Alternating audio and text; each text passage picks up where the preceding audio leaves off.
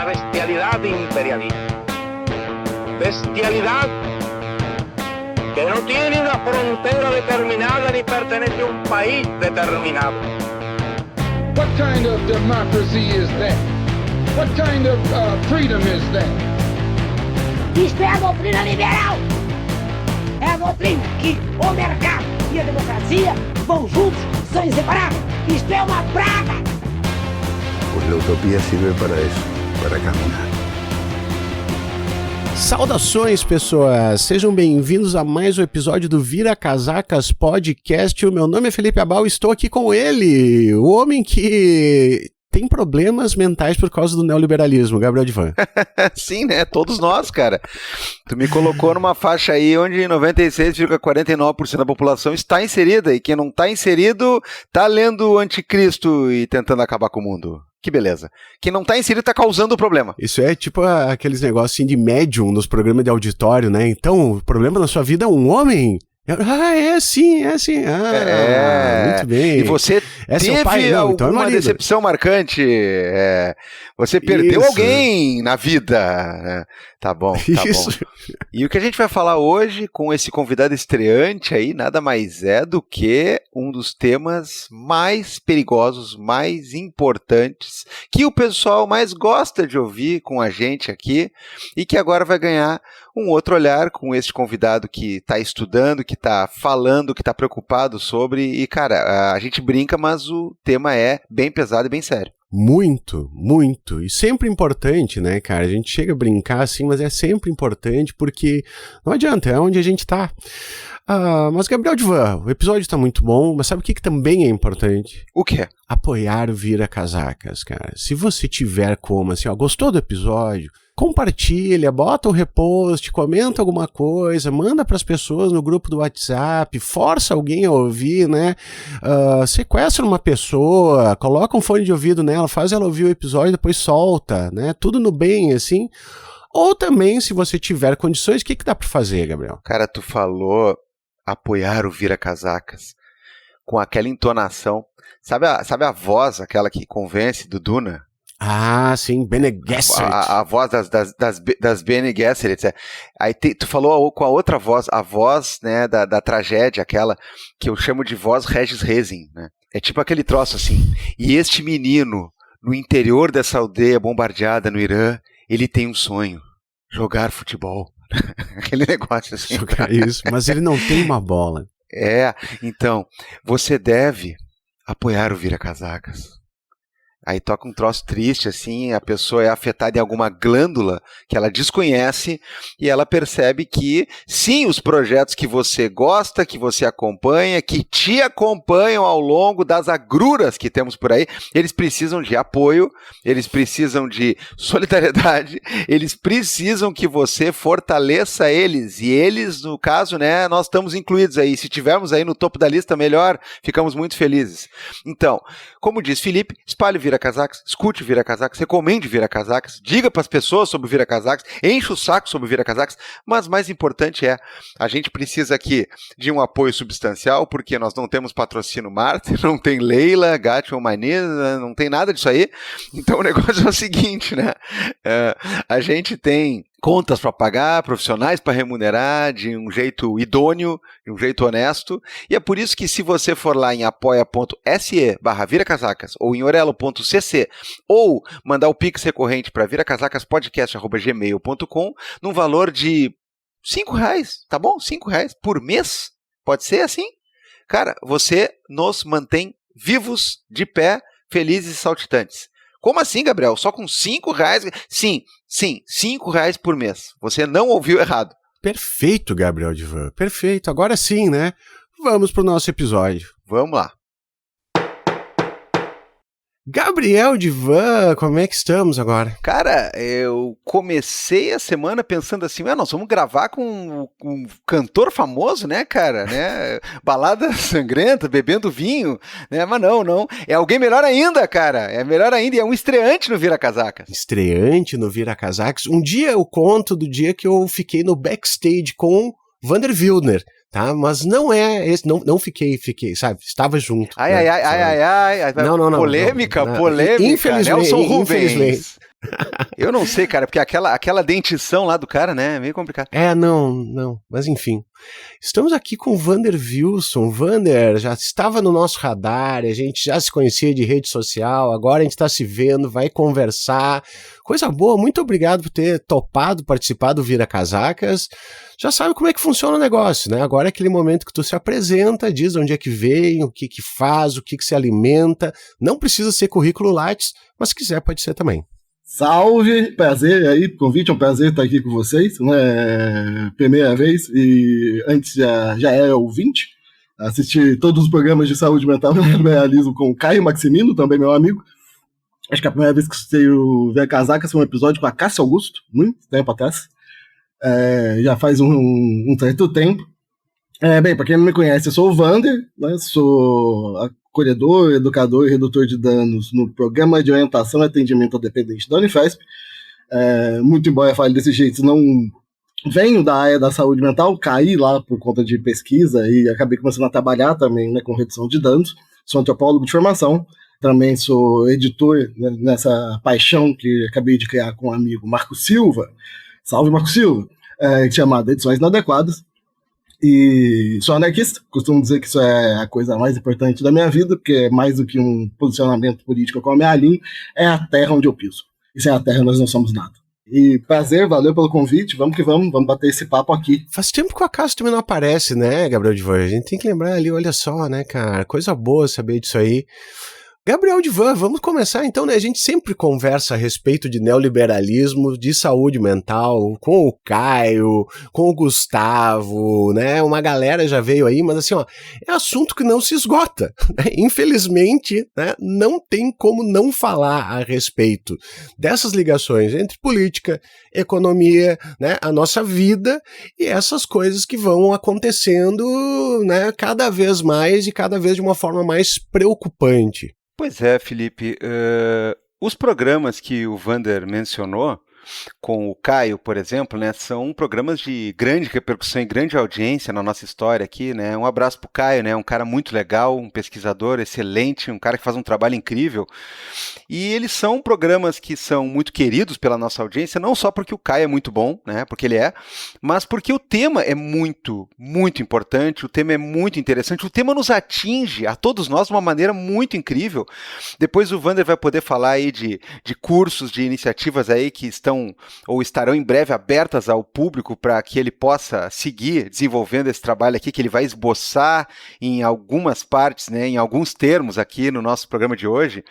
Mas, Vander, a questão principal aqui, que eu te coloco para a gente iniciar nossa conversa, eu quero ver tu deslanchando, assim, eu quero ver tu com a pista aberta e não tem limite de velocidade aqui. Então, olha só.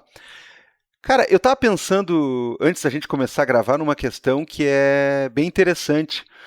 Muito que se fala de conquistas e de melhorias, por exemplo, para a questão do trabalhador, né, sob o prisma do capitalismo, ele vem não necessariamente, claro, não vamos esquecer do contingente, né, e do conteúdo de luta, do conteúdo de protesto, do conteúdo de revolta, que isso aí é o motor da coisa, né? Mas vamos deixar claro também, muito do que a gente tem como esses tipos de avanços ou melhorias, ele vem também de uma própria lógica intrínseca ao capital, porque, né, o Felipe Abal sabe melhor do que nós aqui, né?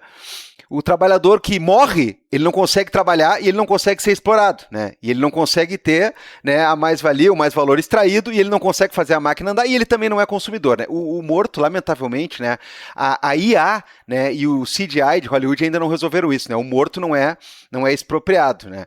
Então, assim, aquela coisa, pô, vamos pensar em uma jornada, vamos pensar em férias, vamos pensar em mínimas condições, né? Isso aí, o interesse dos caras, em algum momento, é manter a galera alimentada o mínimo possível e de pé, né?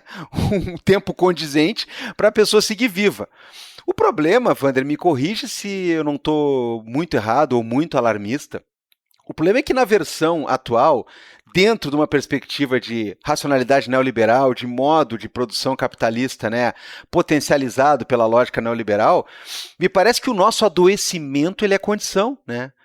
E a gente está falando de um trabalho que não é só um trabalho de, né, carregar coisa, chão de fábrica, bater ponto. Não, o trabalho ele é intelectual, o trabalho ele é cognitivo, o trabalho ele transcende e entra nas esferas da nossa vida. E a gente precisa estar neurótico, a gente precisa estar naquele ritmo completamente alucinado, a gente precisa estar mal de cabeça, né? Porque eles ganham também com isso, né? Eu tô alarmista, apocalíptico demais, ou dá pra ser por aí? Não, eu acho que dá pra ser apocalíptico, mas vivemos tempos terríveis. Como diz a Úrsula, a paixão da minha vida, precisamos de sonhadores visionários. Uma das paixões da minha vida. Eu acho que você tem razão, se for pra pensar também, né? Assim, mesmo quando alguma coisa parece minimamente benefício, talvez o exemplo mais recente que a gente tenha seja o burnout, né? Quando ele vai entrar na última versão do CID, né? Que, bem, longe de mim, né? Que você não tenha algum tipo de ferramenta para um certo tipo de esgotamento do trabalhador, não é sobre isso, né? Mas, de alguma forma, né, quando a gente fala, por exemplo, de individualização do sofrimento, né, pensando nisso que é coletivo, individualiza, né, numa questão individual de sofrimento individual particular da minha existência maravilhosa, eu mesmo, né, individualização vai ficar um pouco mais do que isso também, embora seja isso também, né, o que o burnout faz é exatamente um pouco do que você estava falando, num sentido de que, né, tanto que uma coisa que sempre me chamou a atenção quando isso apareceu foi quem discutia burnout, né, e deu as notícias. Todas foram revistas de empresa, né, no ano que saiu, assim, foi Exame, Você RH, Forbes, né, todas as notícias eram de setor empresarial, né, e essa revista, né, para empresários, né, aqueles que vão falar que tem colaboradores, não trabalhadores, né, se colabora com tudo menos com a divisão de lucro, mas, você vai, por exemplo, isso vai ser num ambiente de trabalho específico, né, como se a produção, hoje em dia, tivesse restrita a um ambiente no qual você trabalha quando você tem um contrato de trabalho, né, não estou nem falando de toda uma linha, né, do que no Brasil é a classe da qual eu me sigo, que são os desempregados da MEI, né, que não são empregados nesse trabalho, estão trabalhando em todo lugar, a todo momento, né, de várias outras formas, né. Mas você está restringindo essa produção, digamos assim, nisso que é um ambiente de trabalho, que às vezes nas empresas chamam de cultura de empresa também, ajustar a cultura de empresa, mas como se a gente não estivesse produzindo desde quando a gente acorda e abre a porcaria do Instagram de manhã, né, por exemplo. Né? Porque eu falo das contas de produção que se trata, né? A gente está gerando uma máquina de capital, né? Ou então, e todas as outras pequenas coisas de produção que a gente entra, né? Ou o tempo de trabalho super estendido, né? Porque eu falo que o WhatsApp foi um golpe que a gente só viu muito tarde demais, né? Porque depois do WhatsApp ninguém trabalha 8 horas de trabalho mais, né? Acho que é uma discussão boa também nessa época que a gente está discutindo escala 6x1 e tal, que eu acho que é uma discussão super importante, né? Sobre pauta, né? De pensar, né? Um mínimo de dignidade de existência, né? Para o trabalhador. Mas a gente tem toda uma série de extensão de jornada de trabalho que vem por outros mecanismos, né? Tipo, vou dar um exemplo de serviço de atendimento, né? Tipo, psicólogo, colega de trabalho. Cara, antes do Zap, as pessoas tinham um telefone, né? Tipo assim, ninguém ligava no seu telefone se não fosse uma coisa de uma emergência, né? Hoje em dia, todo mundo está falando com pessoas que atendem o tempo todo pelo WhatsApp, né? Assim, é um trabalho que vai ficando contínuo, né? Eu reparei nisso que é contínuo quando eu estava fazendo pesquisa de doutorado em ambulatório, chamam de ambulatório didático, né, que é ambulatório dentro de universidade, foi na cidade de São Paulo. Eu morava em São Paulo nessa época, né, hoje em dia estou morando em Belo Horizonte, né, embora pingue por lá, eventualmente. E para poder fazer pesquisa, na verdade, eu tinha que fazer muitas pesquisas, minha pesquisa de campo, porque também tinha uma parte que era em casa, né, e eu vi que isso tinha um reflexo, né, da própria lógica do que tinha se transformado também, né, a relação de trabalho, né, e tudo isso vai gerando um sofrimento, que é um sofrimento que passa por uma relação coletiva que vai se particularizando no ambiente do trabalho, né, no corpo daquela pessoa que vai ser diagnosticada, né, com um transtorno de ansiedade generalizado, né, que você fala num mundo, né, que, por exemplo, na nossa realidade de desempregado da MEI, que você está pensando como é que você vai pagar o aluguel do próximo mês, e já acumulando esse dinheiro sem a garantia do salário fixo, por exemplo, né, se a gente for pegar de manual, né, a relação da ansiedade, é vinculado a uma questão de antecipação de futuro. Você está antecipando o futuro constantemente, porque a estrutura da relação de trabalho te obriga a antecipar o futuro constantemente. Então, assim, é impossível, né, que você não produza alguma forma de uma ansiedade que venha de uma relação que não é, né, a sua individualidade, né, ela demonstra, né, aparece, manifesta, né, eu costumo falar que assim, todo sofrimento é coletivamente produzido, mas se manifesta na vivência do corpo individualizado. A questão é fazer esse vínculo, né? Assim, fazer, né, essa junção, que eu acho que isso é uma coisa que se perdeu por várias razões, que estão inclusive na própria história da construção do conceito de saúde mental, que muito antes do neoliberalismo, ali nos anos 20 nos Estados Unidos, estava sendo construído por uma junção de uma leitura específica da psicanálise, que tinha se formado com o chamado movimento de higiene mental. Quem quiser saber sobre isso, né, dá para ver um livro que se chama Sociedade Psiquiátrica Avançada, que tive o prazer de editar, não é só um jabá, esse livro, né, ele meio mudou o jeito que eu via um monte de coisa, eu estava vivendo um processo de luto de uma pessoa que eu atendi, né, e eu me perguntei o que eu faço quando eu falo que eu trabalho com saúde mental. Fui procurar coisas, achei o PDF desse livro em espanhol, comecei a ler às 8 da noite, às 6 da manhã, não conseguia parar de ler, estava pensando quanto que um bonde me atropelou e eu perdi o entendimento do que eu estou fazendo, né? Foi ali que se construiu, né, esse deslocamento do que é doença mental para saúde mental, pensando a saúde como categoria positiva, porque isso resolvia um problema administrativo dos Estados Unidos, que é a ideia que a gente tem de manicômio, nos Estados Unidos nunca funcionou muito bem por conta da autonomia federativa dos estados, né? Então, essa autonomia federativa fez com que cada lugar estabelecesse essas instituições que, quando surgiram, né, nesse primeiro momento na França, em 1838, você tem uma centralidade da organização do Estado que conseguia organizar tudo isso. Ali, né, essas instituições foram muito rapidamente meio já se vinculando com movimentos de caridade, movimentos cristãos, uma série de outros movimentos, e você precisava meio dar conta dessa dificuldade, e isso apareceu ali para aumentar a capacidade de intervenção, né, do que é a psiquiatria, para além da própria psiquiatria também. E nas próprias pesquisas do movimento de higiene mental, um dos assuntos sempre é a indústria do trabalho, né, tem uma delas que está relatada nesse livro que eu estou falando para vocês, né, que diz exatamente, né, que as conclusões do nosso trabalho são que os sofrimentos dos trabalhadores, né, são da natureza da sua própria constituição, né, de sua individualidade, e não balelas, né, como relações econômicas, relações de Estado e outras questões que são fora do próprio sujeito, né?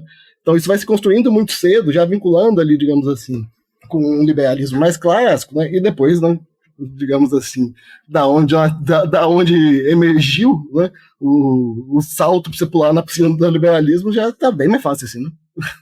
Não sei se fui junto com você aqui, mas acho que você tem toda a razão, né? Estamos em momentos apocalípticos.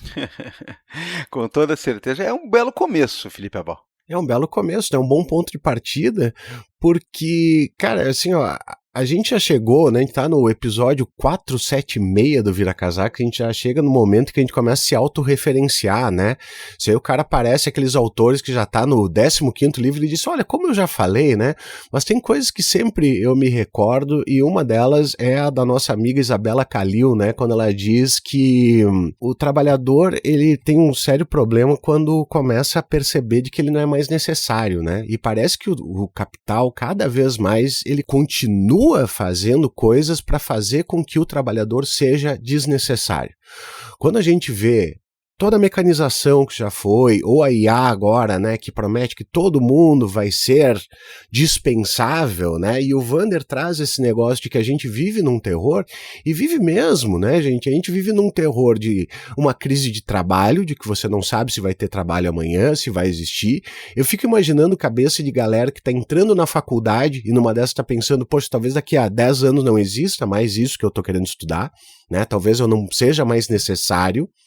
E a gente sempre está antecipando esse dia de amanhã e preocupado com o que vai vir também, com crise climática, tu não sabe se vai ter, né, o que comer amanhã, tu tem crise de petróleo, tu tem crise de guerra, tu tem tudo isso acontecendo ao mesmo tempo e num estado de hiperexcitação, né, porque quando o Vander fala também que a gente acorda, né, no momento em que você, isso é uma coisa que o Divan já falou 1000 vezes, que você já começa a trabalhar, quando começa a produzir para a rede social, né, seja a tua foto, seja um textinho, seja o que for, assim, você já está produzindo, né, eu tenho que postar hoje, eu tenho que fazer hoje, e tu é bombardeado com todos esses negócios de não tem diesel, né, o país tal foi atacado, tudo acontecendo sempre o tempo todo, tu tá num estado de alerta, que talvez não, eu não quero ser anacrônico, sabe, Wander, mas não me parece que era este o problema que se tinha um tempo atrás, né,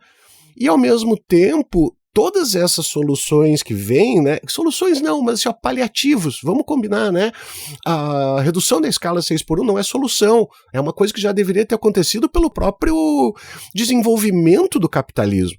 O Keynes lá atrás, ele dizia que a gente já está trabalhando 30 horas, né, e isso nunca se confirmou exatamente porque o capitalismo ele é uma máquina de moer pessoas, e ele não quer parar de moer pessoas.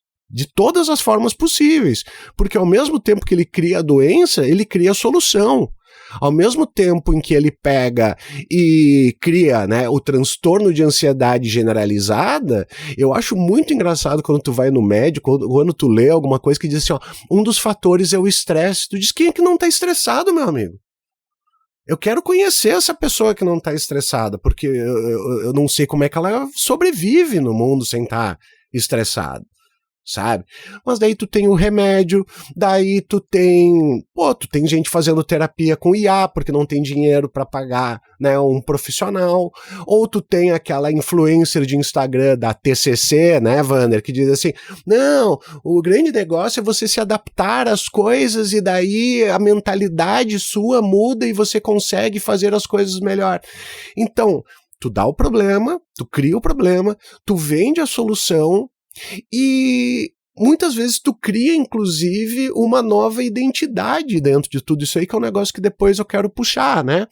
Mas também, Wander, a gente tem que, dentro desse pensamento coletivo, porque é coletivo, não é você que está com problema, não é você que está cansado de trabalhar, não é você que está estressado, né? Todo mundo tá. Por que todo mundo tá? E daí vem essa coisa de redução de jornada. Uma coisa que eu acho imprescindível e a gente não discute, ó, quem conhece aí a Erika Hilton, o pessoal ali, por favor, dá um grito aí. A gente precisa de direito à desconexão, cara. Não é normal você receber e-mail no domingo, receber WhatsApp no feriado. Não é normal. Não é pra ser assim. Você não está trabalhando. Todo mundo tem direito a bater ponto, ir embora e viver. A gente não vive mais. A gente não vive mais.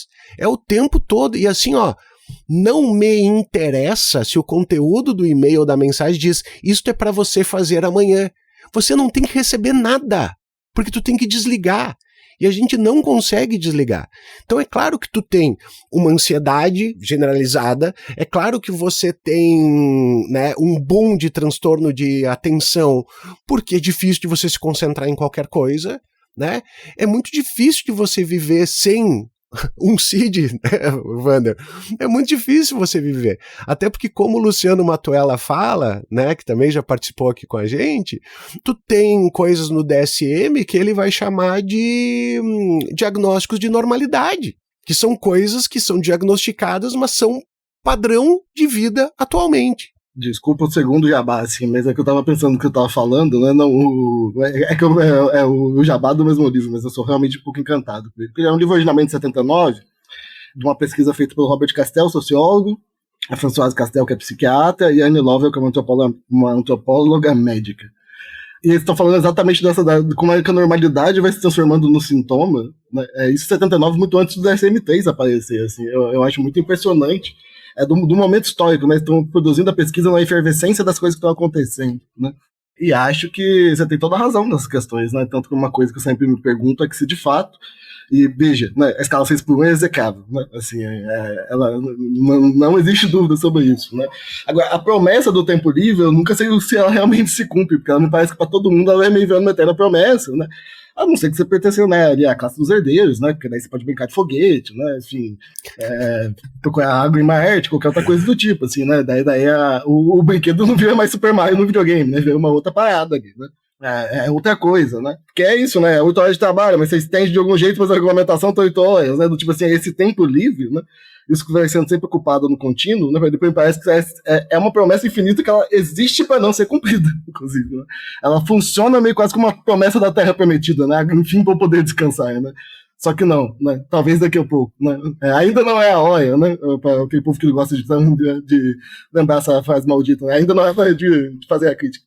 Isso faz parte, né? Disso que é essa relação do trabalho, né, essa leitura dessa grade econômica, né, que se acentuou, né, de alguma forma, né, com o neoliberalismo, pegando coisas que já estavam sendo construídas antes, né, disso que vai sendo, né, essa conversão do trabalhador em empreendedor ou em colaborador, né, vai tirando toda essa...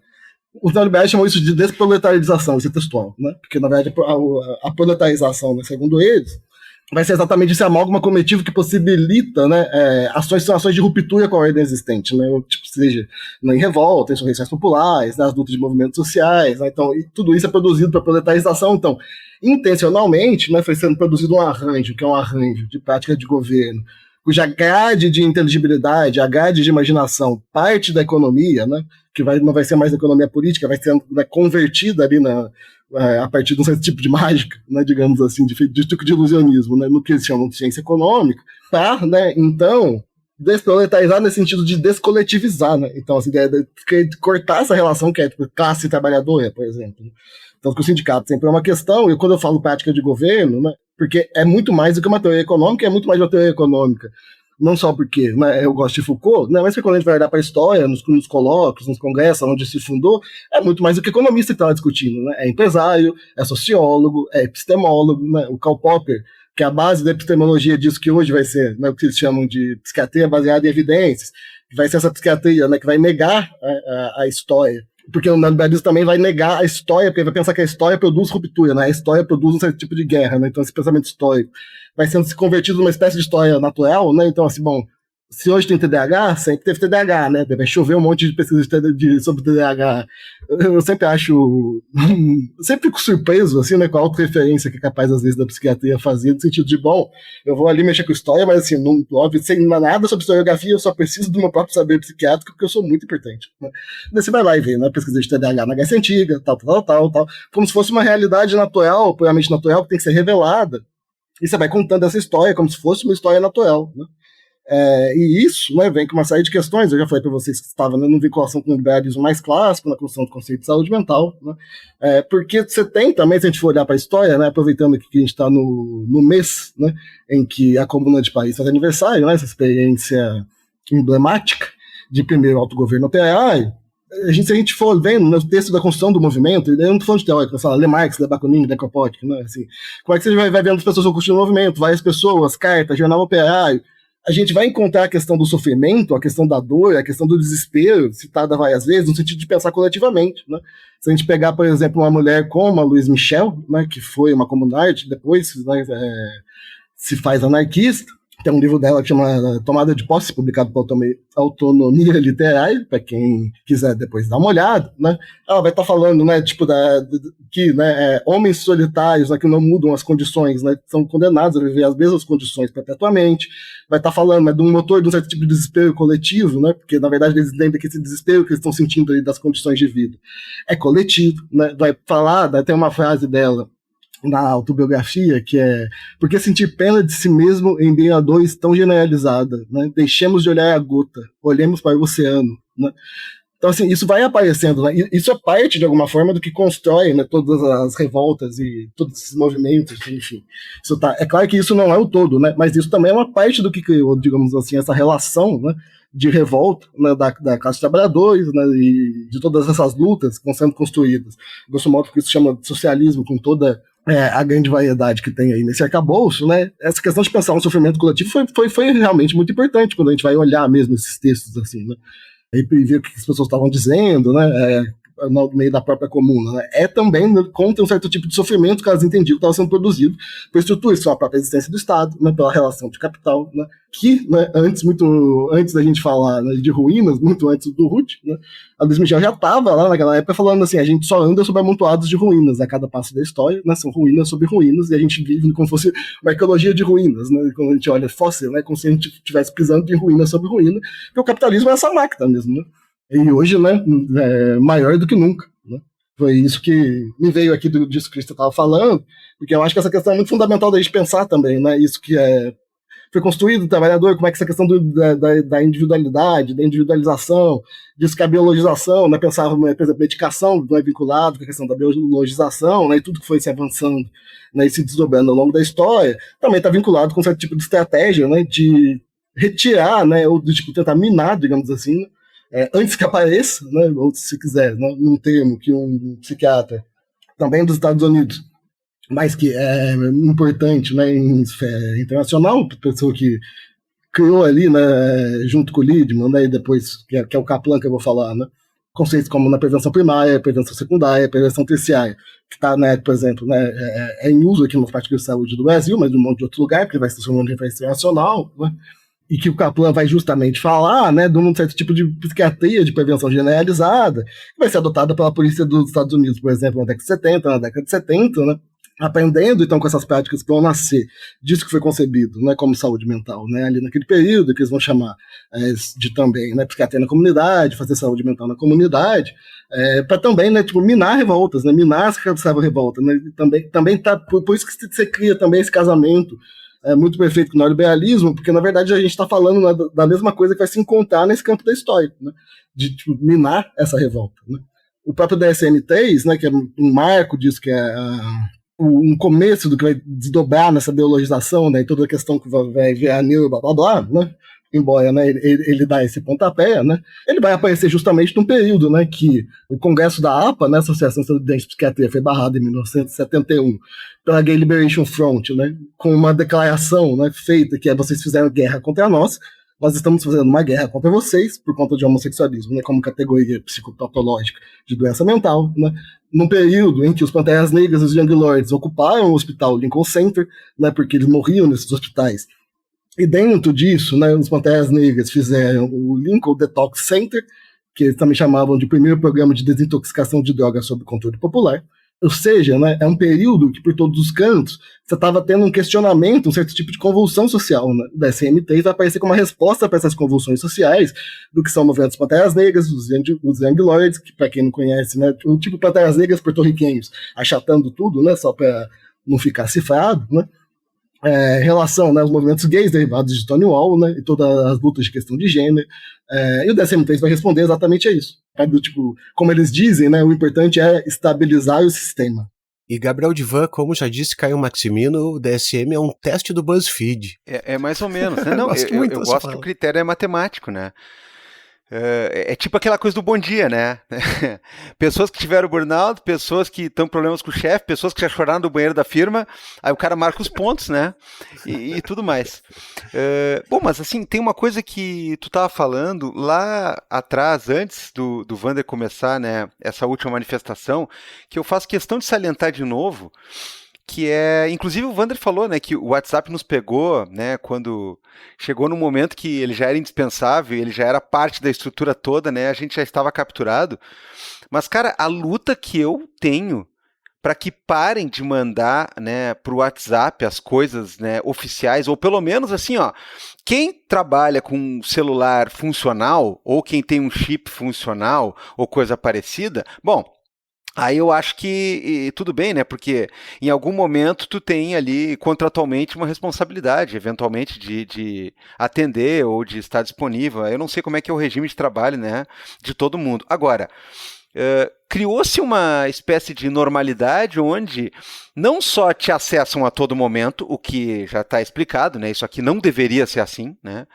Mas o cara é acessível, sim, isso não significa que seja bom, né? Mas criou-se também essa coisa que para mim é o símbolo de tudo, que é a WhatsAppização das coisas. Então, assim, é arquivo, é documento para assinar, é informação importante. Claro, gente, assim, ó, não estou negando a funcionalidade de tu ter uma comunicação rápida com alguém, uma comunicação de um canal mais direto que tu precise, a criação de um grupo, né? A maioria deles são detestáveis, mas alguns são, infelizmente, necessários. Agora, essa coisa de ficar mandando assim, ó, e é tudo pelo WhatsApp, isso me dá nos nervos, entre outras coisas, porque gera uma misturada, gera uma mistureba que para mim é bem emblemática, né? Tem ali a piadinha, tem ali a tua mãe te perguntando uma coisa, tem ali companheiro, companheira, e daqui a pouco tem um documento crucial do trabalho, daqui a pouco tem uma pauta de uma reunião, daqui a pouco tem um áudio de uma pessoa pedindo alguma coisa. Cara, é muito louco. É muito louco mesmo, assim, eu queria deixar esse registro mais uma vez aqui, porque eu sou contra esse negócio, eu sou um combatente, aí estamos perdendo essa guerra para variar, né? Mas enfim, Wander, me diz uma coisa, a gente tem que pensar um pouco também naquela histórica questão, né? E aqui a gente tem vários recortes possíveis, marcadores e coisa parecida, né? No que diz respeito principalmente a homens e mulheres. As pessoas, usualmente, elas já têm uma tendência a não procurar médicos e não procurar ajudas, no geral, né? Ir ao médico já é um tabu para muita gente, uma coisa que alguém como eu, né, que morre de medo dessas coisas, né, eu acho incompreensível. Mas ir ao médico é tabu. Homem Gabriel e a médico... é o terror dos planos de saúde, ele dá prejuízo, tá? Não, mas tem que usar, né, cara, tem que usar essas coisas, né? Agora, salve o IP, né? Glorioso IP. Assim, ó, homem buscar médico já é um tabu. Pessoas em geral buscarem médico, e aí, claro, tem gente que não tem condição ou tá sem ter como, né? É outro problema. Mas a gente tem essa coisa também da questão mental, né? Buscar ajuda mental, psicológica, psiquiátrica, afetiva. Isso aí já é um problema, né? A gente continua no estigma de que psicólogo é coisa né, vou usar um termo aqui, obviamente não é o termo que eu usaria, mas é um termo que alguns falam, né? É coisa de fresco, de viado, ou coisa parecida, né? Coisa de quem não tem estrutura, não tem tenacidade. Buscar psiquiatra é coisa de quem é maluco, perigoso. Tudo isso vai se costurando de uma tal maneira que a gente volta para essa questão, né? Nós estamos vivendo uma sociedade onde está todo mundo alucinado, está todo mundo pressionado, todo mundo precisando, mas gera uma espécie de fricção com essa questão aí, né? Então, é mais um componente dessa tempestade perfeita, Wander, digamos assim. É um componente que eu acho que tem várias questões, assim, né? Porque eu acho que tem duas coisas que acontecem um pouco em simultâneo, né, que são meio dois fenômenos quase paradoxais, que é esse componente que você está falando, com ao mesmo tempo tu deveria estar fazendo terapia obrigatoriamente, assim, porque raiz que tu não está fazendo, né? E as duas coisas me parecem que são péssimas. Porque acho que, enfim, tem várias questões, né? Inclusive, né, a ânsia, né, digamos assim, por terapia e psiquiatria, e veja, não acho ela equivocada, e daí essa é uma coisa que eu gosto de pontuar, né? Que é, né, se a gente está criticando a individualização do sofrimento, no sentido que ela está sendo individualizada, eu também não posso individualizar a responsabilidade de uma pessoa, e eu entendo bem os mecanismos que a gente tem. Eu só costumo dizer que se você toma uma medicação psiquiátrica que te faz bem, beleza, eu só acho adequado você tomar com um golinho de raiva de manhã também, que eu acho que é o componente da saúde necessário, porque isso é parte de um certo tipo de injustiça socialmente distribuída, e quando socialmente distribuída, com todas as assimetrias de classe, de raça, de gênero, etc, envolvidas, né? Então, né, tudo bem, mas também, né, em relação, né, a um certo tipo de compreensão, para usar um termo do que os Panteras Negras, né, utilizavam nessa época da ocupação do hospital para falar de saúde, né, o principal eixo, né, do que eles consideravam o tratamento, né, para desintoxicação, muito vinculado à heroína ali do Bronx, né, ali, né, naquele caso de heroína, eles entendiam esse problema justamente como um problema de individualização, e o principal eixo era uma educação política, né, e hoje em dia, se a gente falar em relação, né, de pensar, né, o que é o trabalho com relação à política, exatamente se separa, né, como se tivesse a técnica, né, a política de um lado, né, e o que a gente está tentando fazer aqui, que você tenta fazer, e que eu tento fazer, e que um monte de outras pessoas tentam fazer, nem sempre, né, ganha tanto eco, mas acho que tem algum eco, né, é exatamente, né, reatar esses laços, tá, porque inclusive um dos caminhos de separação para isso foi justamente o Instituto Nacional de Saúde Mental ali dos Estados Unidos. Eu falo muito dos Estados Unidos porque assim, tudo que a gente tem assim, construído globalmente, né, saúde mental global da OMS, tudo saiu de lá, né? Primeira reunião, né, feita pelo negócio de tarefa, tudo vem, né, disso que foi construído ali nos Estados Unidos, né? Por isso que é importante olhar para lá, para esse momento, né? Mas exatamente quando eles vão falar, né, que o psiquiatra, o trabalhador de saúde mental, né, ele não pode se envolver com rupturas aventurosas, o que eles têm que fazer é defender o Estado Democrático de Direito, que ele está falando defender a ordem vigente dos Estados Unidos, nunca, né, ir para uma aventura que seja uma ruptura. Porque no meio desses processos de lutas sociais, né, alguns trabalhadores, né, se envolveram com isso, né, também se converteram em revolucionários, né? Então, exatamente para minguar isso, né? E daí, em relação a isso, né, eu acho que só pensar também nesse tipo de educação política, de pensar exatamente o que está acontecendo, né? Porque você também tem, né, essa falsa apresentação que muitas vezes se faz, né, dessa relação molécula-medicação, por exemplo, caso você tome medicação, né? Que, né, é também mais um desses truques de mágica na história que foi incorporado. Porque o que aconteceu foi, né, as pesquisas farmacêuticas, né, fizeram pesquisas com as medicações, né, e daí em algum momento, né, por exemplo, a sertralina, um antidepressivo, né, você fala, bom, mexe ali no sistema serotoninérgico, né, então, né, quando você faz a pesquisa, né, uma faixa, né, que também nunca é tão grande assim, né, de pessoas que estão, né, com isso que a gente chama de sintomas depressivos, se beneficiam dessa medicação, provavelmente, veja, isso é uma inferência, não é uma relação de causa e efeito, né? Provavelmente isso tem alguma coisa a ver com a serotonina, né?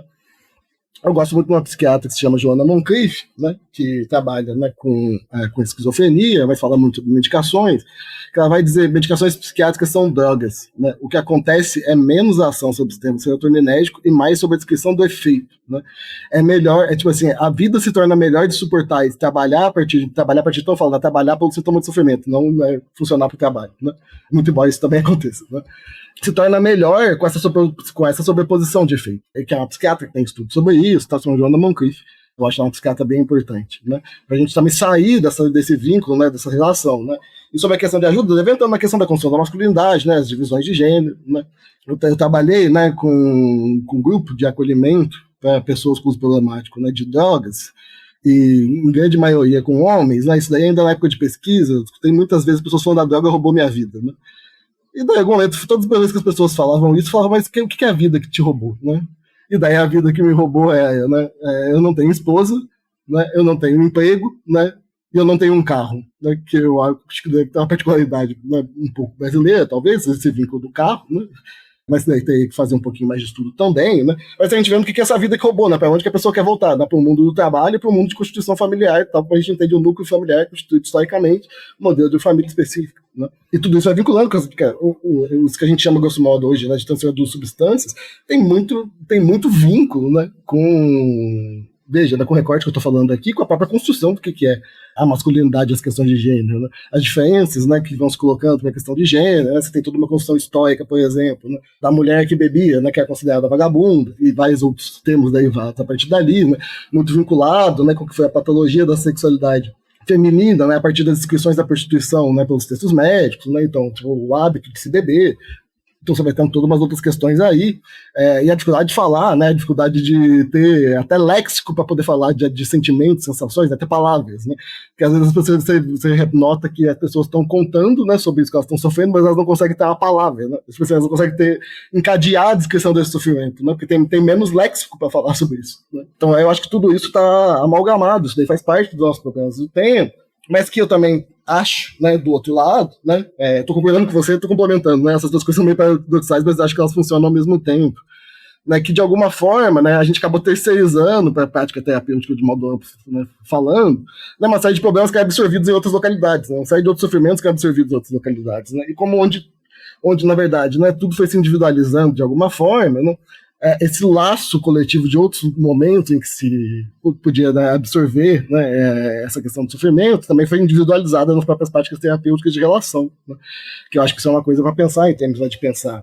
também, né, construção de movimento social, construção de luta, enfim, e no fundo, né, mesmo que não importa se vai acontecer ou não acontecer, né? É do tipo viver como se fosse possível derrubar o capitalismo em todas as suas instâncias, né? Porque eu acho que é disso que se trata, porque no final das contas a gente está falando de uma máquina de morte, e quando a gente fala, né, de viver, né, num sentido anticapitalista, né, a gente está falando de viver, né, não de ser um zumbi, porque se pagar aluguel, ter que fazer 27 trabalhos no dia, né? Isso daí eu costumo falar que é a morte autoimposta do nosso cotidiano, né? A vida é outra coisa, né? Então a gente tem que buscar uma vida que vale a pena de ser vivida.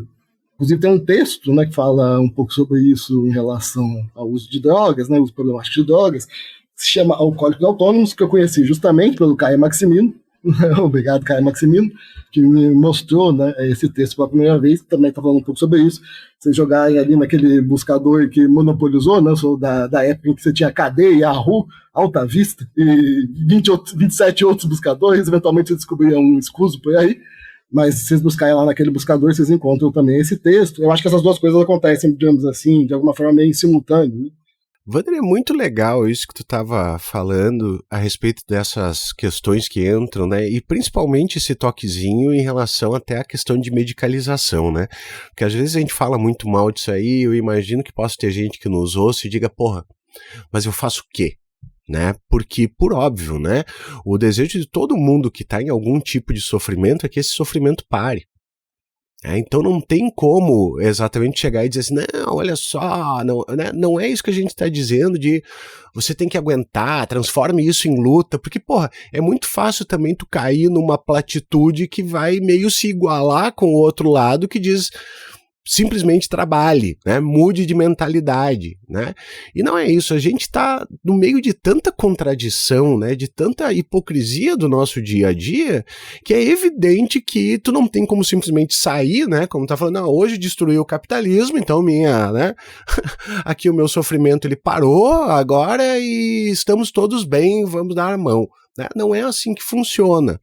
Então, o que eu queria te perguntar é que, claro, né? Eu não sei se tu é uma pessoa da clínica exatamente, mas de que maneira que a gente pode trazer isso para dia a dia mesmo, né? Porque, sim, se você está estressado, e tu quer tomar, tu acha que te faz bem, tomar o teu escitalopram de manhã para não matar ninguém durante o dia, poxa, faça, né? Não é por esse ponto. E de que maneira também, que volta e meia eu acho engraçado, uma vez eu vi numa rede social que antigamente era chamada de Twitter, o pessoal dizendo assim, o problema da psicanálise é que a psicanálise não traz política para dentro do negócio. Eu digo, cara, não sei o que você tá vendo, acho que você tá lendo gente ali dos Estados Unidos da década de 20, da década de 30 mesmo, assim, que lá o papo é completamente diferente de todo o resto do mundo, né? Mas como é que se traz isso, assim, tanto do ponto de vista de quem está em sofrimento, quanto de quem tenta auxiliar? Porque tu não vai dizer para a pessoa, para de tomar remédio, para de fazer tudo, para de trabalhar. Não é a realidade. A gente tem que fazer esse tipo de coisa, né? E é ótimo quando alguém consegue ter acesso, por exemplo, a um psicólogo, a uma psicanalista, a alguém que vai ajudar nisso aí tudo. Como é que se traz esse tipo de coisa, né, para dentro da vida e para dentro desse, né, não vou chamar de tratamento porque não é uma questão de cura, né, é uma questão de você exatamente conseguir viver. Cara, isso daí a pergunta final do Show do Milhão, assim, né, se o Silvio Santos tivesse que fazer uma pergunta difícil. Porque, na verdade, é uma situação muito complexa mesmo, assim, né? Porque, assim, eu acho que tem mecanismos de entender as coisas, tem uma distinção que eu gosto de fazer, né? Hoje em dia eu não estou mais fazendo grupo de acolhimento, né? Eu fiz por 10 anos, estou mais com formação de residente, né? Enfim, fazendo uma outra parte, né? Embora eu tenha a saudade de atender. Eventualmente eu pego nisso e falo, caramba, né? Eu até falo para os meus colegas de trabalho, né? Que eu entrei para fazer pesquisa, fiquei fazendo um grupo de acolhimento, comecei a atender, comecei a trabalhar. E falar, tipo assim, né, como é um espaço, né, para dependência, os problemáticos de drogas, eu falo que tem que passar pela triagem, né, para desfazer esse problema que eu não consigo ir embora. Né? Mas, assim, é difícil, mas vamos dizer assim, fazer um certo tipo de distinção, né, que sempre corre o risco de ser equivocada, né, que muitas vezes eu faço, né, de falar de como é que você vai construindo a conversa também, né, é importante. Tem visto uma coisa que, na verdade, né, é algo da vida, não é só de clínica, né, mas que ninguém gosta de gente que caga regra, né? Então, assim, se tu chegar na cabeça de uma pessoa e cagar regra na vida dela, ela não vai gostar do céu, ela tem toda a razão, porque tu é um mala. Isso do tipo, o Divan vai achar, você vai achar e eu vou achar, né? E a pessoa que tá lá também, assim, porque, velho, gente que caga regra é mala, pô. Assim, não tem outro termo, assim, né? Do tipo, sai pra lá, entendeu? Vai cagar regra em outro canto. Mas daí as coisas, como é que as coisas vão sendo construídas, assim, né? Eu acho que daí o principal cuidado que você tem que fazer, né?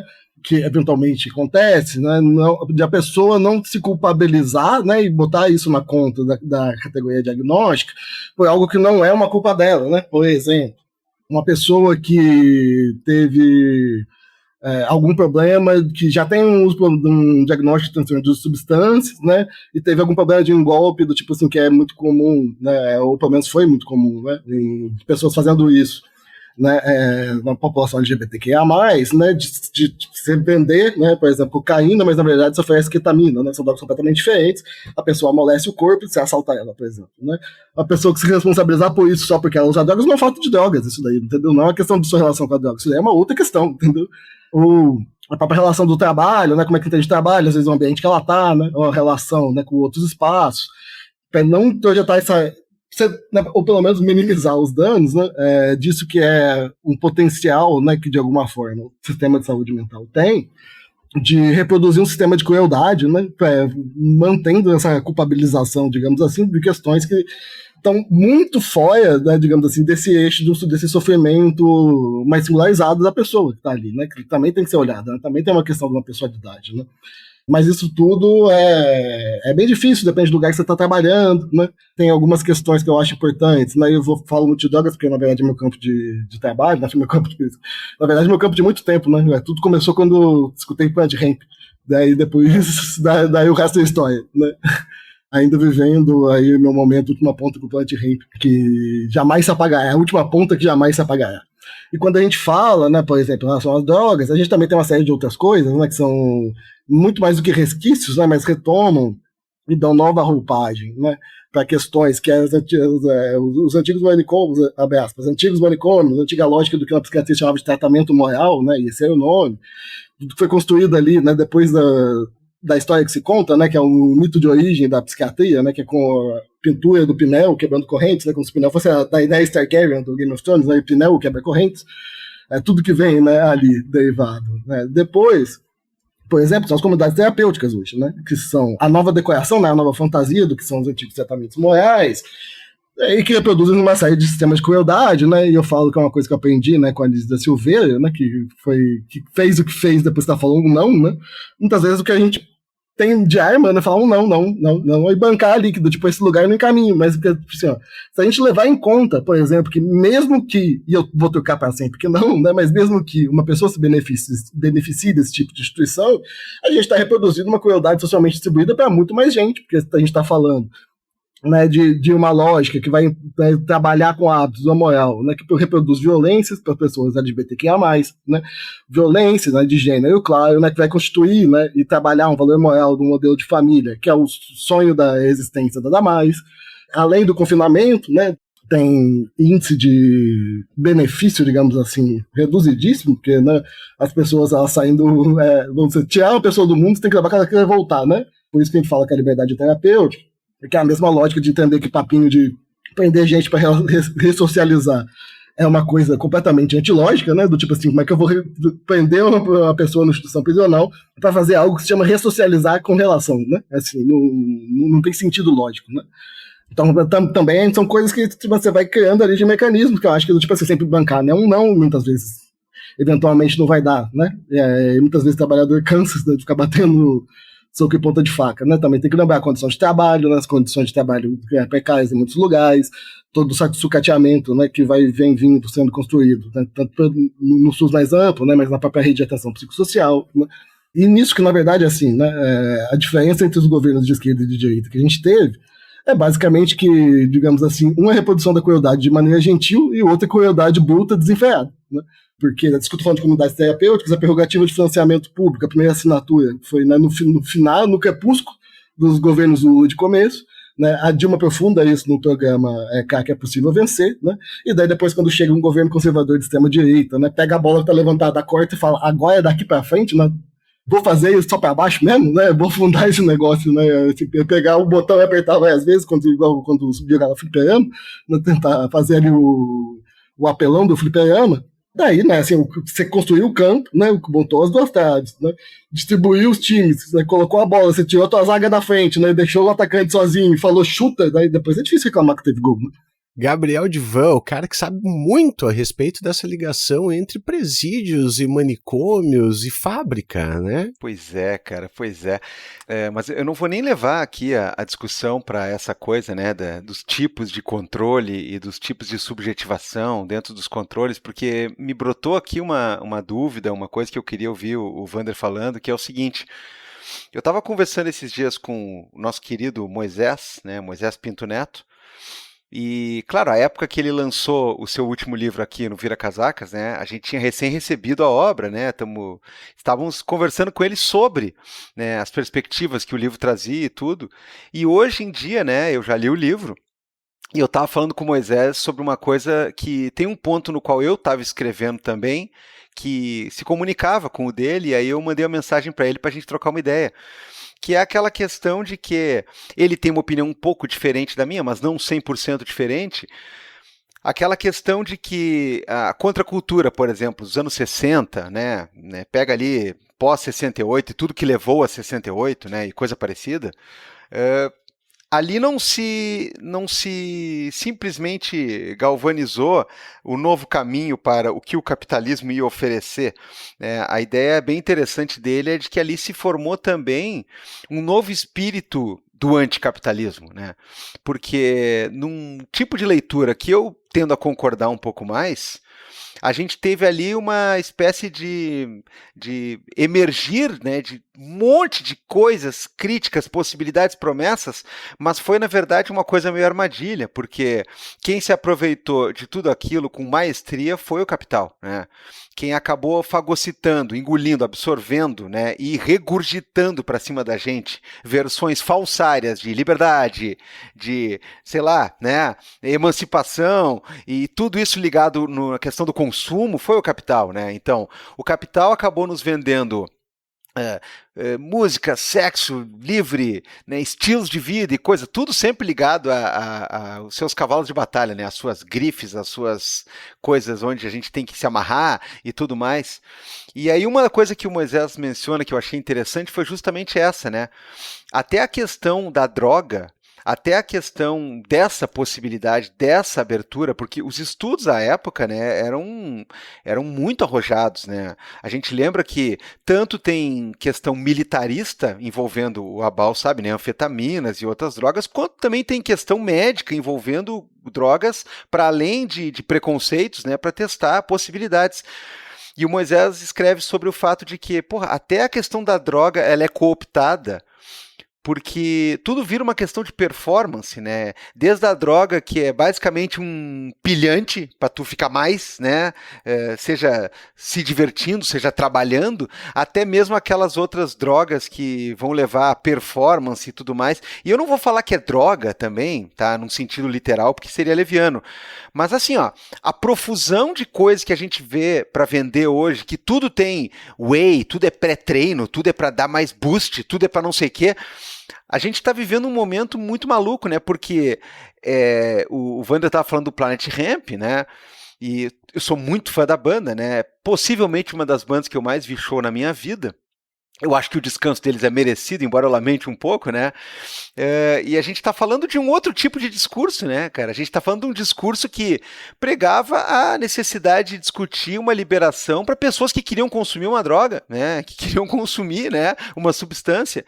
E até isso, às vezes, parece meio que absorvido, porque a gente está aceitando muito... Eu conheço muita gente, rapazes, que é altamente conservador, que é bolsonarista, que é, sei lá, né, Deus, Pátria e Família, e sei lá eu se não é, monarquista, maga, essas porra que chama agora, isso aqui é, e as pessoas usam CBD, por exemplo, e o CBD numa perspectiva de me ajuda a botar as ideias no lugar e a relaxar no meio de tanto estresse aqui. Quer dizer, até o CBD usado nessa lógica do o empresário precisa de um respiro de vez em quando, né, e tudo mais, cara. Então, assim, eu queria te ouvir, Wander, um pouco sobre isso, já que tu falou nessa perspectiva, porque, né, primeiros estudos que estavam sendo feitos com essas medicações aí para tentar inibir apetite, para o emagrecimento, eram promissores no sentido de, olha, cara, o Ozempic parece ser uma coisa interessante, parece uma coisa revolucionária de verdade.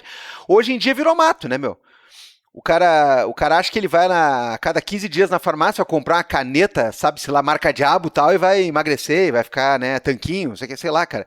Eu acho tudo isso muito sinistro, e a perspectiva de quem quer falar disso de uma maneira mais liberada, mais emancipadora, acaba também, né, meio sufocada.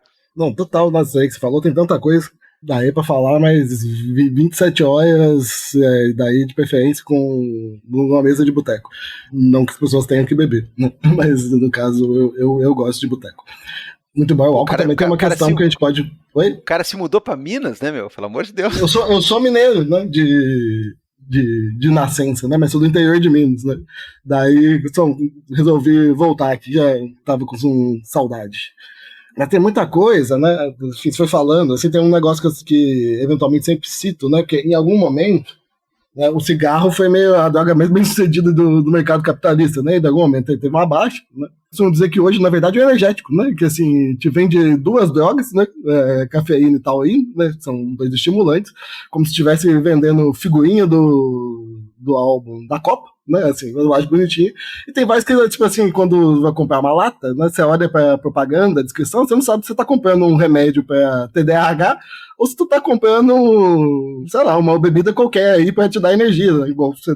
Quando a gente fala de drogas, né, é sempre bom lembrar que a gente está tão entranhado na nossa história, né, que a primeira refeição que a gente faz no dia, a gente chama nomeia como nome de uma droga, né, que é café da manhã, né, a gente não fala, vou fazer um desejo, né, aqui nesse território dominado pelo Estado brasileiro, a gente fala, vou tomar um café da manhã, né, já é tipo assim, bora acordar e usar droga, galera, é assim que funciona, né, a cultura de formação disso, que vem de toda uma herança colonial, etc, que acho que não cabe aprofundar. Mas... tem vários vínculos com isso mesmo, né? Tem aquela coisa super conservadora do jejum de dopamina também, né? Se você moscar, aparece propaganda no YouTube pra você, por exemplo, né? Que embora o vínculo que se faz com a dopamina é meio o vínculo que se faz com uma droga, né? Você trata a dopamina, né, do mesmo jeito que você fala do transtorno de uso de substâncias, né?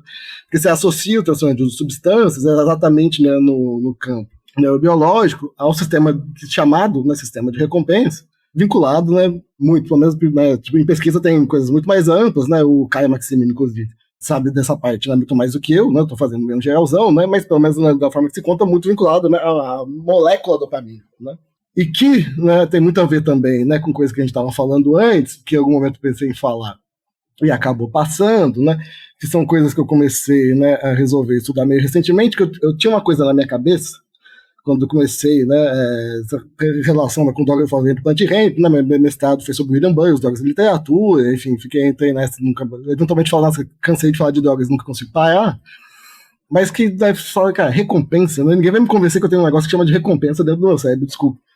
E daí um dia eu tava com isso na cabeça e falei, olha, deixa eu ver os primeiros artigos de quem, né, achou isso daí no Cérebro de Ratinho, né, que são 2 psicólogos experimentais, né. No texto, eles estão falando que encontraram algo que deu prazer pro ratinho, né? O que acontece é, eles zeram, né, do que é o comportamentalismo no campo teórico, e eles sobrepõem a relação de prazer no cérebro do ratinho ao que é a teoria da qual eles vêm, né?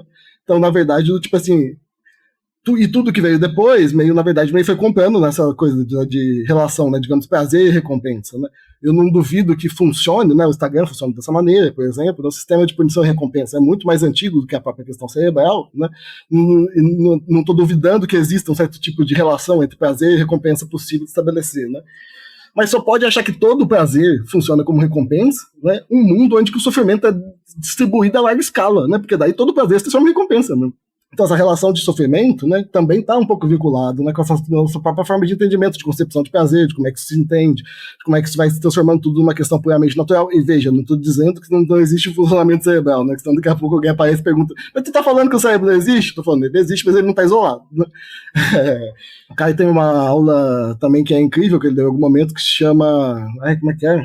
Alguma coisa, tipo, por um cérebro histórico-cultural, por uma neurobiologia histórico-cultural, depois vocês procurem aí também no negócio de vídeo, monopolizador de distribuição de vídeo aí no campo, né? Então também eu acho que isso tá muito vinculado, assim, e o Planet Ramp eu tenho, enfim, foi muito importante para minha formação, assim, acho que junto das coisas que eu gosto muito, que é rap e punk, foi a minha primeira formação política, né, punk rock, me ensinou demais, assim, né, e nossa, como importante para a vida, né, para insuflar a vida, né? Inclusive estou tentando terminar um texto desde quando eu assisti o show do Planet Ramp, sobre o Planet Ramp, do qual capaz de só ficar pronto, né, porque tá difícil de mexer, né, quando fizer 1 ano do encerramento, né, mas o Planet Ramp é uma banda de conexão, né, você vai olhar, é como se a maconha, né, fosse a porta de entrada para análise histórico-política, né? Porque vai ser maconha, né? Vai ser relação, né, do que é a polícia, vai ser relação de presídio, vai ser relação de lei, né? Vai ter, né, no último disco, né, vínculos políticos tipo, muito mais amplos, daí vão tocar, né, na indústria farmacêutica, né? Então, assim, é algo que você, digamos assim, chegava na maconha e se conectava com uma série de outras coisas, né? Você entendia que a questão não era simplesmente maconha, né? O que hoje em dia também muitas vezes se perde, né, no que eu costumo falar que às vezes se formou, né, eu chamo de canabismo, que também cria um certo tipo de problema, né, que é meio, veja, né, eu não quero criticar as pessoas que procuram um jeito de conseguir pagar a conta, porque no final das contas está todo mundo nesse corre, né, com as dificuldades assimetricamente distribuídas, né, baseado em marcadores sociais da diferença. Mas o meu problema é que muitas vezes você começa, digamos assim, né, enfatizar demais, né, tudo que é negócio, né, porque na verdade o mercado da cannabis, né, é um mercado que gera muita grana, né? Alguns estados, né, ali nos Estados Unidos, quando legalizaram, né, tá falando de lucro de bilhões, assim, nos primeiros anos, né? Apareceu até um termo que é Green Rush, né? Que é comparar com a corrida do ouro, né? Então a corrida verde, né? Por esse mercado, né? No meio de uma coisa que foi formada numa guerra, né? Que é a máquina de encarceramento, né? A máquina do genocídio e funciona junto, né? E dá argumento, sustenta, né? Não duvido que você arruma outros jeitos, né? Porque se é Estado, se é capitalismo, mata, né? Mata a gente. O que se faz, por exemplo, quando você aperta um botão de urna, você escolher, na verdade, basicamente, mata mais, mata menos, mata quem, né? Porque isso daí é um contínuo, né? Morre gente pra caralho, né? E, no meio dessa guerra, né, muitas vezes se perder disso, né? Que é a gente presa, né? Por isso que eu gosto das discussões, por exemplo, né, de pensar reparação, né, em relação a quem foi preso, né, em relação ao tráfico, né, e uma série de outras questões, assim, por exemplo, né, para poder, né, tentar articular isso com algum certo tipo de desencarceramento, mesmo que mínimo ali, né? Enfim, e ter algum certo tipo de reparação dessas injustiças, né? Mas a Coisa de São Paulo faz isso, uma série de outras fazem. Mas você também tem um outro problema, por exemplo, né? A descriminalização da maconha do STF, né? Que foi uma manobra jurídica, né? A discussão da matéria jurídica que eles fizeram é aporte pessoal de uso de drogas. Não tem nada na lei que especifique que você vai discutir só maconha separado. O Barroso, por exemplo, tem uma frase para justificar o voto dele, né, em relação só à maconha, que é falar, eu não sei muito sobre maconha, mas eu sei nada sobre crack. Né? Me parece que o crack muda a equação, né, de vida das pessoas, transforma as pessoas em corpos vazios, que é basicamente, né, uma outra forma de roupagem, né, com outro discurso, né, com outra pompa, né, de reativar, né, isso que é essa imagem do zumbi, dessa pessoa, né, que está sempre em busca só da próxima dose, que não tem nenhuma vida, que é um perigo iminente de contágio, né, que vai ser toda a outra história contada também, né, da epidemia de crack no Brasil, que foi desmentida por uma pesquisa da Fiocruz, que não existe curva epidemiológica para isso, né. Então, assim, também, ao mesmo tempo, ela vai aparecendo, né, com esse argumento para não discutir o todo, né. Eu sou de uma época que se apostou, e eu também fiz parte dessa aposta, né, de que se a gente discutisse a maconha primeiro, talvez facilitasse discutir as outras coisas, né, e me parece que isso está se mostrando, talvez não definitivamente equivocado, mas está com uma margem muito perniciosa e está perdendo, né, isso que eu quero dizer, assim, né. Mas é isso que é essa coisa de conexão, né, essa coisa de conexão que tem a ver, né, com isso, de entender os problemas de uma forma muito mais ampla, né, de conectar os problemas, né, de entender isso, né, tudo isso que está sendo gerado, né, a partir de todas essas relações de estruturas políticas, né, e também de falar, né, como usuário, não, o nome do disco, né, eu ia falar mais um monte de outras coisas, mas Plant Ramp realmente, assim, do tipo, se começar, do tipo, dá pra falar, assim, então eu tô quase lançando o Marcelo D2 do Invasão dos Sagaz Homem Fumaça, falando, mas que vergonha, pensou que eu não fosse falar de maconha? Muito bem, meu amigo. Gabriel Divan, acho que já cobrimos bastante coisa nesse episódio aqui, meu caro. Nossa senhora, a gente andou para muitos dos lados, como a questão pede, né? Como a questão pede, como a estreia de um convidado pede também, né? Para ele poder mostrar aí a versatilidade e poder jogar em várias posições, né? Mas, enfim, o papo de hoje vai acabando por aqui, mas este papo a gente sabe que não termina, porque, né, estamos envolvidos com isso, gostemos ou não, e não gostamos no caso, né, de muitas das coisas aqui, de Planet Ramp a gente gosta. Mas enfim, a gente vai também dizer que o episódio ainda não encerra, calma, porque tem muita coisa para rolar, e a gente começa essa muita coisa com as nossas dicas culturais, ou seja, é aquele momento onde nosso convidado respira um pouquinho aí, né? Se quiser manter a altura e a velocidade onde está voando, pode, mas se quiser baixar um pouquinho, aterrissar, né? Usar outro veículo aí, ou deitar na rede também, porque as dicas culturais são assim, ou você pode falar alguma coisa que tem a ver com o tema do episódio, ou você pode falar uma coisa que não tem nada a ver com o tema do episódio, ou pode falar as duas coisas também. A gente quer deixar o pessoal que nos ouve aí com entretenimento, com coisas para seguir lendo, vendo, né, pesquisando, aproveitando e tudo mais. Então a gente começa conosco aqui, enquanto o convidado ele vai polindo, ele vai acrescentando, ele vai suprimindo, ele vai organizando as suas dicas aí. Felipe Abal, dica da semana aí, ou dicas. Agora, quando o Vander tava falando a respeito de drogas, eu me lembrei de um filme muito bom que é Christiane F. Não, tô brincando, né? Que sempre aquele negócio do né? No primeiro grau, a professora diz, vou passar pra vocês Christiane F. Daí tem um show do Yardbirds, mas diz, do caralho, quero ser assim também, sabe? Né? Vou ver Trainspotting, pô, é muito bom, Iggy Pop, caralho. Christiane F., o The Wall do Pink Floyd, né? Com a indefectível cena do moedor de carne e como é que é? Ilha das Flores. Ilha das Flores. Eu acho o Trainspotting, desculpa aí ter voltado, né, do meu descanso, nem tem na rede, mas eu acho o Trainspotting um dos melhores tratados sobre drogas e neoliberalismo já feitos nessa história recentezinha nossa aqui, hein? Fica aí nos altos. Transporte é inigualável. É excelente, né? Só que não é um filme que eu diria que é antidrogas, assim, sabe? Vou te mostrar aqui o negócio. Pô, não, né, cara? Tu começa lá, Choose Life. Pô, demais, assim, muito bom.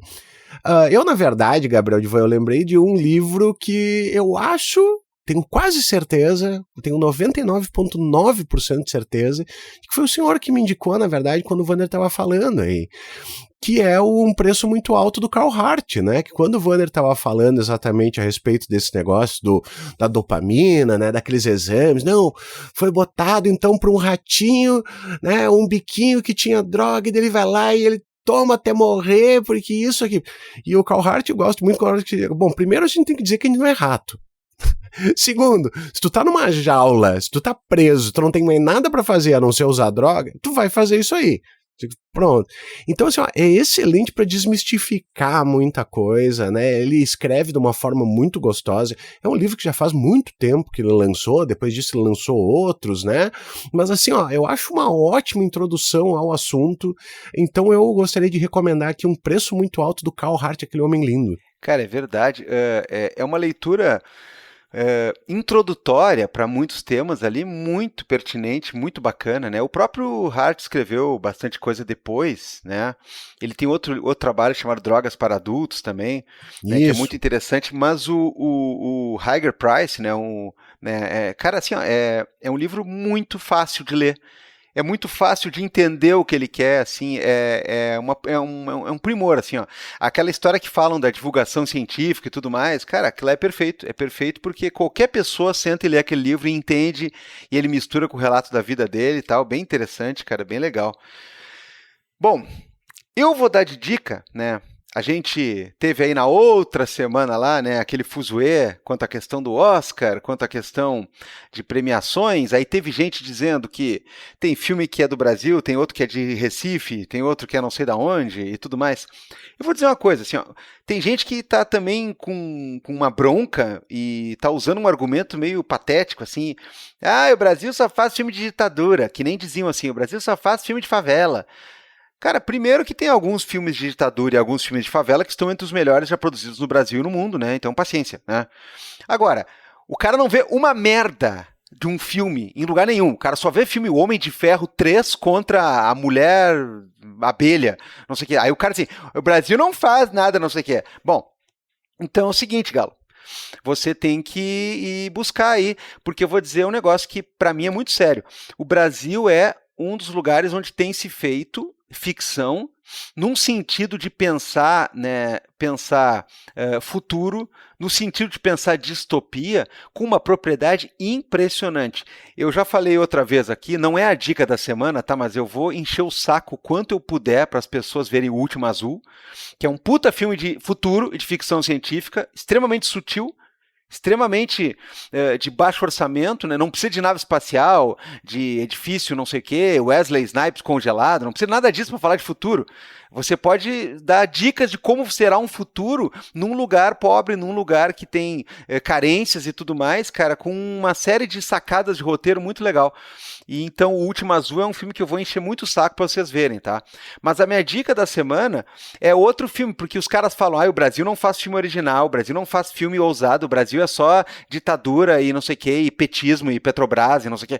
Cara, estreou, né, faz pouco tempo estreou aí, sabe, aí nos lugares, né, estreou, mas brincadeiras à parte, oficialmente já está na programação do Telecine, um filme baseado num livro de ficção da Ana Paula Maia chamado Enterre Seus Mortos, tá? O filme conta com Selton Mello no papel principal, conta com essa força natural que eu não canso de pagar pau pra ela, que é a Marjorie St. Ano também, e Beth Faria também, cara, assim, ó, filme sobre futuro, sobre apocalipse, sobre fim do mundo, mas não é o fim do capitalismo, toques de noia religiosa, né? Uma série de questões interessantes ali, violência e tudo mais, e uma proposta muito maluca, assim, muito diferente. E aí as pessoas vão dizer assim, o Brasil isso, o Brasil aquilo. Cara, é tu que não vê, velho. É tu que não olha, cara. Se estreia aí um filme desse e estreia o outro lá, porra, não sei do que, o cara vai lá pro não sei do que. Então, assim, ó, dá uma chance, né, cara? Assim, ó, muita coisa diferente, muita coisa incômoda, muita coisa não bem explicada. E isso também é uma praga do nosso tempo, né? Não explicou lá o final. Cara, Isso aqui não é Diário da Princesa, meu. Que tem que explicar tudo e a menina tem que arrumar um namorado e tal. Então, assim, dá uma olhada aí, enterre seus mortos, né? Uma coisa bem interessante, né? Um negócio bem diferente, né? Pra você que acha que... E tem também a galera, né, Abal, que acha que política é só assim, ó, o cara tem que aparecer com uma bandeira, fazendo L né, e tem que ter um slogan, assim, que ele grita e tal, e é isso aí, né? Então, né, pensa um pouquinho nisso. Muito bom, Gabriel Divan. Agora sim, Vander, dá umas dicas aí pra gente. Tava aqui pensando quando vocês falaram, e daí eu pensei em duas coisas, né? Um mini documentário de 30 minutos, que também tem ali naquele monopolizador de vídeos, né, que foi feito pela Submídia, mas que está em legenda em português, que chama Mad Words, que em termos de pensar na loucura, movimento social, questão de saúde mental, eu acho um material bem bom. Então eu acho que vale bem a pena, assim, um mini documentário. E um livreto que foi publicado pela editora Terra 100 Anos, que quando eles publicaram, eu literalmente mandei uma mensagem agradecendo, que para mim foi muito importante. E eu acho que uma das coisas que em algum momento se perdeu, né, foi pegar, né, a história das lutas sociais em relação a esse campo que a gente chama de saúde mental, para poder, né, junto com essa história, né, dar uma olhada nas coisas que aconteceram, um pouco no âmbito do enfrentamento, e não só no âmbito da normativa técnica de cuidado, digamos assim, né, que não dá para fingir que ela não existe, né, não é sobre isso, né, mas que eu acho que é importante retomar isso. É um livretinho que chama Autodefesa Médica, Panteras Negras e Zapatistas, foi publicado pela editora Terra 100 Anos, que é um material muito bom, assim, né? Esse conceito de autodefesa médica também é um conceito das Panteras Negras, e daí vai pensando isso, né, junto com o que foi a construção de saúde nos zapatistas, como o que é essa construção de saúde, né, no interior das Panteras Negras, como é que vai estendendo isso, o que é autodefesa médica, né, como é que se pensa, então, uma autodefesa também, né, em relação ao que são as práticas médicas, que são quase relatos de acoplagem tecnológicas, né, não é, digamos assim, de ser o anti-vax, porque não é disso que se trata, mas é meio acoplar essas tecnologias, né, seja em relação a tecnologias, né, de outros povos, né, indígenas vinculados ao zapatismo, né, ou seja, das coisas que estavam acontecendo, né, ali em relação às Panteras Negras e à realidade dos Estados Unidos. E é um livretinho que para mim foi bem importante, né, então acho que vale ficar essas duas dicas. E escuta Plant Ramp. Muito bem, gente, muito bem. Vander, obrigado de novo por ter aparecido aqui no Vira. Volte sempre, né? Gabriel Divan, acho que é isso aí. É isso aí, né? Uma bela estreia aqui com a gente. Muito obrigado, Vander. E, bom, agora, como eu disse que o programa não acabou mesmo, que tem uma parte muito importante que é os nossos salvos. Agora sim, a gente libera o nosso convidado aqui do cativeiro aqui e vamos eu e o Felipe ali para mandar os vivas pra galera. Vamos lá. Life moves pretty fast. You don't stop and look around once in a while, you could miss it. Muito bem, Gabriel Divan, bom episódio, tema sempre pertinente, aquele negócio, né, cara, não tem como errar. Não, nossa, e o tema foi explorado para tantos lados e para tantas coisas, né? Eu realmente não imaginava que a gente ia terminar fazendo uma ode ao Planet Hemp, né? Mas enfim, sempre é bom louvar o Planet Hemp, né? Grande banda. As surpresas sempre são boas, né? E tem gente que vai ganhar salve, que é surpresa. Será que é surpresa? Será que tá esperando? Não sei. Tem algum salve aí, Gabriel Divan? Não, é que é o seguinte, né, cara? A gente pode ser que faça surpresa de vez em quando, mas você tem que lembrar daquela velha máxima, né? Pediu, levou, né? Te lembra daquela história, né? Que é quem pede, recebe. Quem se desloca tem preferência, né? Então, o que acontece? Perfeito. Você pediu, levou. Tem gente que reclama, não ganhei salve. É porque não pediu. É porque não pediu, com certeza. Bom, eu vou mandar aqui aquele salve para o nosso amigo Felipe Rico, que ele disse assim para a gente lá no Blue Sky. Aproveitando o ensejo, por favor, mandem para mim um salve para minha Mose Renata e também para a gatinha Pituca. Segue foto. O ensejo no caso foi que ele disse assim, ele falou uma coisa muito bacana. Ele disse: "Caraca, sempre que termino ouvir episódio do Vira, me sinto mais inteligente, mas quando o episódio é com a Tatiana, confesso que me sinto ainda mais cabeçudo." Que episódio, meus queridos e minha querida, que episódio. Então, esse foi o ensejo, mandou um elogio para nós, para a Tati, aí o episódio ficou fantástico mesmo na semana passada, e mostrou aqui uma foto da Pituca. A Pituca, ela tá numa espécie de cabaninha, cara. Puxa, cabaninha é legal, né? Que brincadeira legal essa, fazer cabaninha. Ela tá acolchoada com almofadinhas e numa cabaninha, assim, é o melhor lugar pra estar, Pituca. Tu vê, eu sou completamente diferente em relação a Tati, assim, cara. Ela não me faz me sentir mais inteligente, ela me faz me sentir mais burro, mas eu gosto disso aí também. Né? É uma forma da gente estar sempre...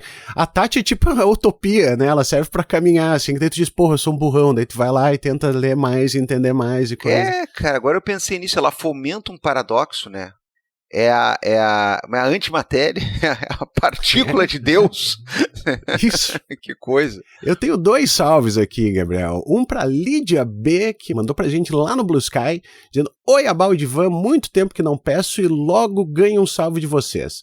Só queria agradecer mais uma vez pela companhia e dizer que carrego vocês para todo lado do mundo que eu vou, de Madrid a BH. Ó, que bela ponte. Mande um salve para essa apoiadora e fã aqui. Obrigado e grande abraço. Pô, grande abraço, Lídia. De Madrid a BH. Tamo junto. Maravilha, cara. Eu conheço Madrid. Eu adoro Madrid. Mas eu tenho essa falha no meu currículo, cara. Eu não conheço BH. Eu fui a Ouro Preto. Eu já fui a Ouro Preto, que adoro. Mas não conheço BH. Mas, assim... Tudo que eu ouço falar converge, assim, para uma coisa muito espetacular. E tem muita gente boa de lá que nos segue, que né, a gente troca ideia nas redes e tal. Porra, o Thales... Nosso convidado aí da semana, né? Mineirinho, convidado da semana, né? Mineirinho, Thales, Mineirinho também. Rodrigo Metal, torcedor do Cabuloso. Né? Pô, tem muita gente ali. E também a Ana Pontes nos mandou um e-mail dizendo: salve meus amigos, depois de me recuperar do atropelamento de Sorry Baby, mandem a conta para Tatiana Vargas Maia, por gentileza. Ó, a Tati tá devendo sessões de terapia. Venho mais uma vez pedir um viva pro gato Idris, que é um gato absurdamente lindo, Gabriel Divan. Esse magnífico faz aniversário dia 28 de março, sim, no mesmo dia que quem, Divan? Quem faz aniversário dia 28 de março? Quem? Não. Stephanie Joane Angelina Germanotta. Ah, Germanotta. Se bem que agora tá mais pra Germanotta. Germanotta. Stephanie Germanotta. Uma muchacha. 8 anos, 8 quilos e 1 unidade de bigode branco e muito amor. Ela pede pro Carapanã voltar, né? Ela diz que ele anda sumido. Volta, Carapanã. E mandou pra gente um forte abraço do Planalto Central e eu retribuí com um forte abraço do Planalto Médio, né? É assim que funciona. Cara, só falta eu me colocar no Planalto Baixo, né? Aí a gente vai e alguém vai pro Planalto, né? Cara, Planalto é plano alto, mas daí tem Planalto Médio. É esquisito. É complicado isso aí, né, cara? Já parou pra pensar. Se bem que Planalto Médio e Planalto Central poderiam ser, né, um eufemismo. Não sei. Eu só quero saber uma coisa. O gato Idris é que nem o ator, assim, é um gatão preto? É. Olha aí, ó. Por que não me surpreendo? Né? Por que não me surpreendo? Grande abraço pro nosso ator. Peludão, bonitão. Não, se é peludão, eu já não sei. Eu nunca Beijo vi tão pro de Idris perto. Elba, que nos ouve também. Claro que nos ouve. Esse aí nos ouve. É isso aí, meu amigo. Somos só homens normais. Homens inocentes, tchau prejudicada, Idris Elba, tudo isso aí, né? Plaid Hemp. Tchau, galera. D2. What is normal, man? What do you mean, normal man? Just innocent men.